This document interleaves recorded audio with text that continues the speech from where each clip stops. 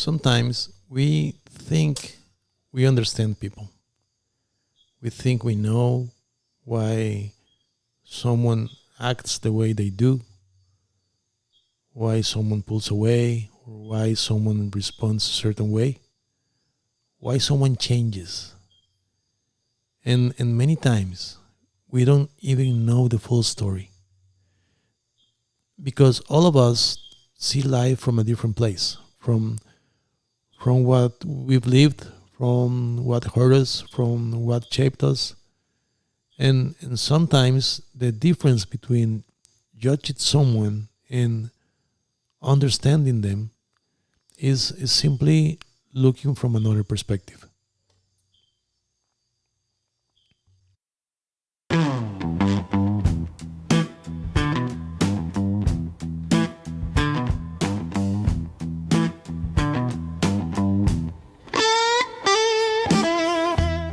Welcome to Sin Manual, No Playbook, a space where there are no perfect formulas and no step by step paths.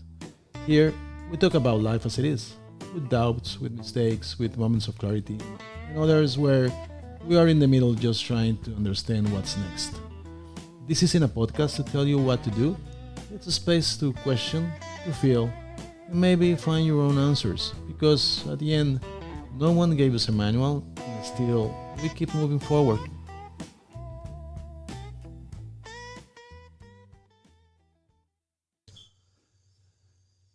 After the last episode, I kept thinking about something because it talked about walking, about slowing down, about learning to observe. And I realized that this doesn't only happen with nature. Actually, it also happens with people. Before, in my case, I used to see things too quickly, like very superficially. You think that you understand, and we jump on conclusions and we move on.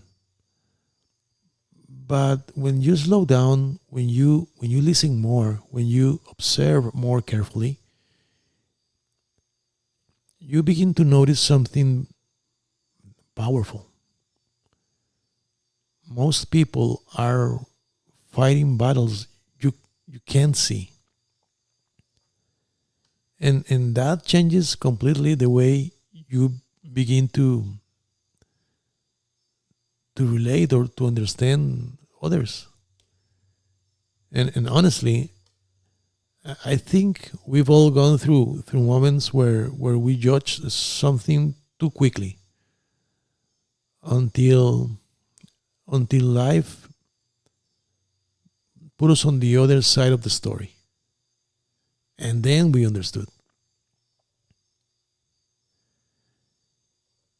And while thinking about that, I asked myself a question that I also want to leave with you today. How many times have you judged something that life later made you understand? How many times have you judged something that life later made you understand? I think this has happened to all of us, like seeing someone and believing we fully understand what they are going through. And we even say like, oh, they are overreacting, or it's not that serious, or they could handle it better. Until one day, life puts you in a similar place and suddenly everything changes. And then you understand.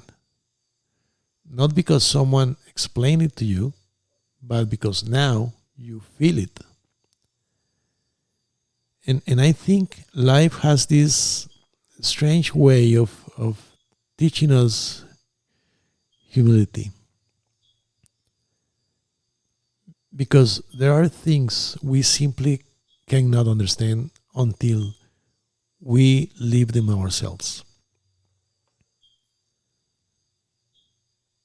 And there's something else. I've been thinking about that lately a lot. Sometimes we want to help everyone. I don't know, maybe it's natural, maybe because we care about people or the other person, and we don't want to see them suffer. So right away we give advice, we explain things, we try to fix everything. And honestly, in my case, I do that too. A lot of time someone starts talking to me, and automatically I start thinking about what I should say, how I could help, or what advice I could give. And even when it comes from a very honest and genuine place, I learned something important. Not everyone needs advice. Sometimes people simply need to feel heard, to feel that someone is there, um, without without trying to fix them, without turning the conversation into an immediate solution. And I also learned something else. Like sometimes it's not even about listening. Sometimes it's about giving a space. And for me, this was very difficult to understand because we tend to think that being present means doing something, saying something, solving something. But not always.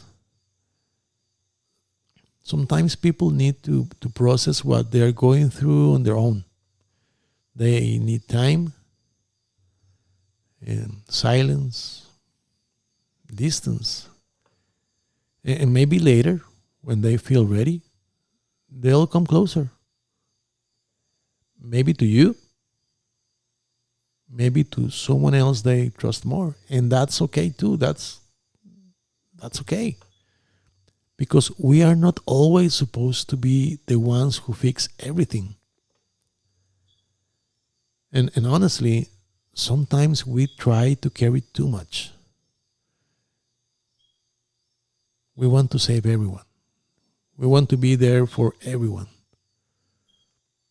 But that's not always possible. Because many times we are also dealing with our own struggles, our our own thoughts, our own process.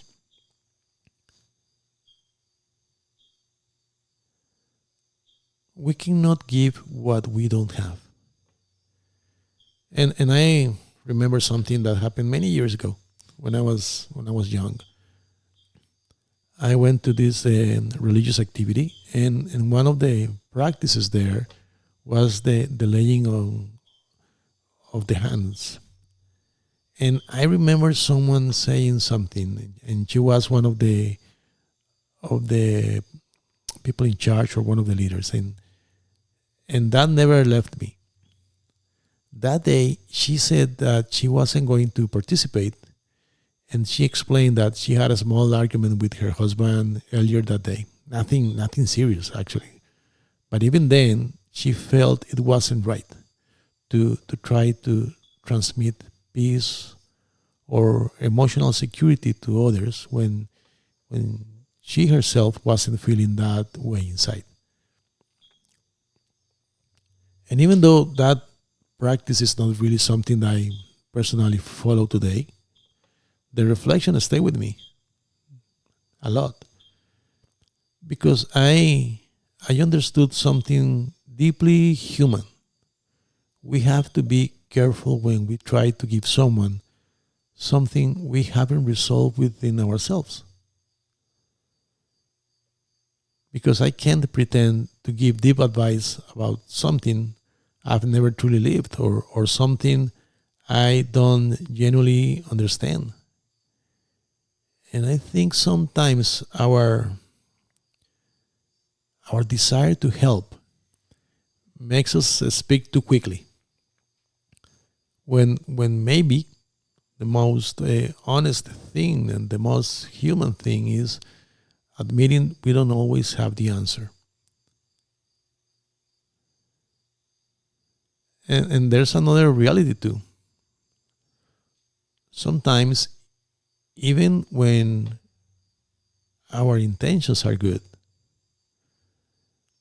the other person is simply not emotionally ready to hear what we want to say.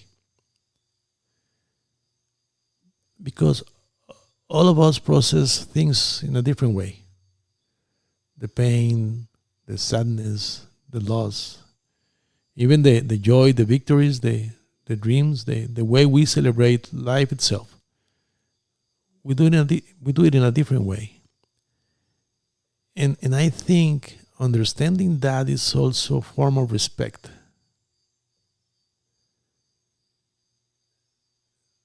And maybe this is also a good moment to ask ourselves something. How many times have you tried to fix someone when maybe all they needed was company or space? How many times have you tried to fix someone when maybe all they needed was company or space?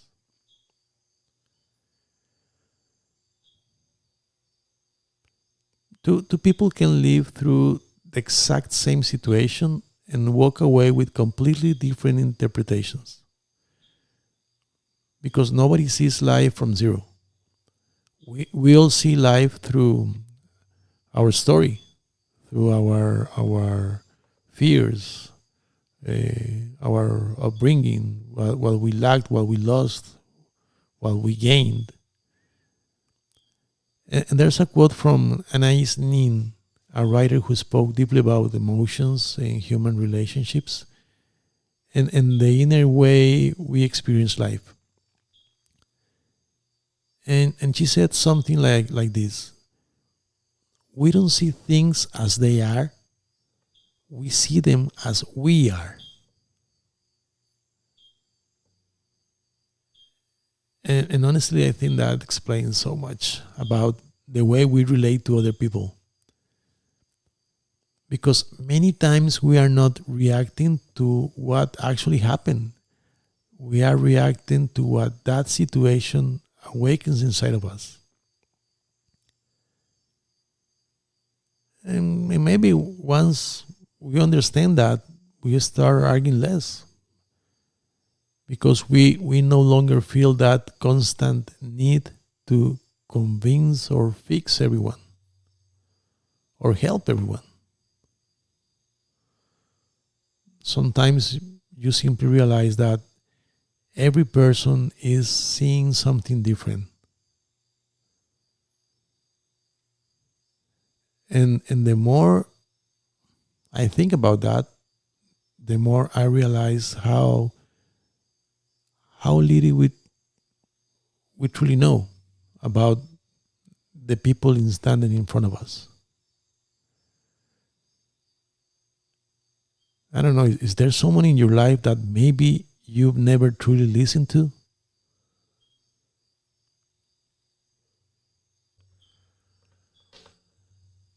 And the older I get, the more I notice something about music, for example.